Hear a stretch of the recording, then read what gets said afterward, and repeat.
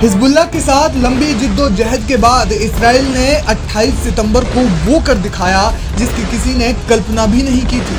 जैसे ही दुनिया के सामने इसराइल ने बड़े गर्व से हसन नसरुल्लाह की हत्या की पुष्टि की, वैसे ही पूरी दुनिया में मानो हड़कंप मच गया। विश्व भर का मीडिया इस खबर को प्रमुखता से दिखा रहा है।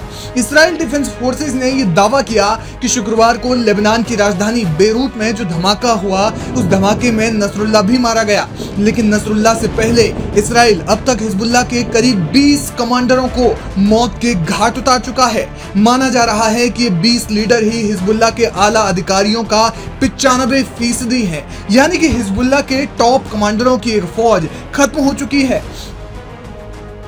टॉप कमांडरों की एक के बाद एक हत्या के बाद हिजबुल्लाह बैकफुट पर आ गया है। वहीं इसराइल ने इन सभी लोगों को धमाकों के जरिए ही उड़ाया गया है, यानी कि हत्या का एक ही पैटर्न है। बताया जा रहा है कि इसराइल ने पहले अपनी खुफिया एजेंसी मोसाद के जरिए इन नेताओं की जानकारी जुटाई, फिर इनकी लोकेशन का पता लगाया, एयर स्ट्राइक की प्लानिंग की गई, हर एक संभावित खतरे पर नजर रखी गई और फिर प्लान को अंतिम रूप देने के लिए हवाई हमला किया गया।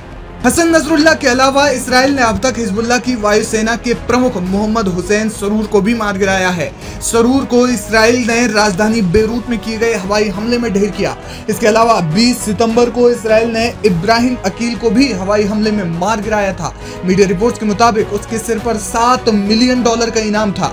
इब्राहिम अकील साल 1983 में अमेरिका में हुए घातक हमलों का मोस्ट वांटेड था। इस हमले में करीब 300 लोगों की मौत का आंकड़ा बताया जाता है। इसके अलावा इसराइल ने हाल ही में हिजबुल्लाह के कमांडर फवाद शुक्र को भी मार गिराया था। कहा जाता है कि वो हिजबुल्लाह की फाउंडिंग जनरेशन का एक सीनियर लीडर भी था। वहीं अली कारकी को भी इसराइल ने कुछ ही दिन पहले ढेर किया था। इसराइल द्वारा की गई एयर स्ट्राइक में हिजबुल्लाह की रडवान फोर्स के ज्यादातर कमांडरों को उन्होंने मार गिराया है। इस लिस्ट में मोहम्मद कासिम अल अत्तर नाम का एक शख्स भी शामिल है, जो रडवान फोर्स की ट्रेनिंग डिपार्टमेंट का हेड था।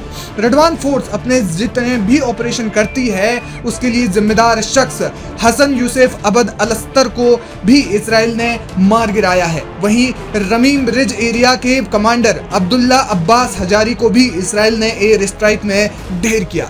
इस तरह ऐसे तमाम हिजबुल्लाह के कमांडर हैं जिन्हें इसराइल ने निशाना बनाया और एयर स्ट्राइक से उड़ा दिया। इसराइल के इन हमलों में मारे गए हिजबुल्लाह के सभी कमांडर लगभग एक ही पैटर्न से मारे गए हैं। इसराइल ने इसके लिए एयर स्ट्राइक का ही सहारा लिया, जिसमें एक भी एयर स्ट्राइक फेल नहीं हुई। हिजबुल्लाह कमांडरों की हत्या करने के लिए इसराइल की एक एयर स्ट्राइक सफल रही है। इसमें सबसे बड़ा हाथ मोसाद का माना जा रहा है। गौरतलब है कि हिजबुल्लाह इस जंग में हमास का साथ देने के लिए कूदा था। इसके बाद ईरान में इस्माइल हानिये की हत्या हुई, तब हिजबुल्लाह ने खुली जंग शुरू कर दी और इस युद्ध ने विकराल रूप तब लिया जब लेबनान में पेजर और वॉकी टॉकी में ब्लास्ट हुए।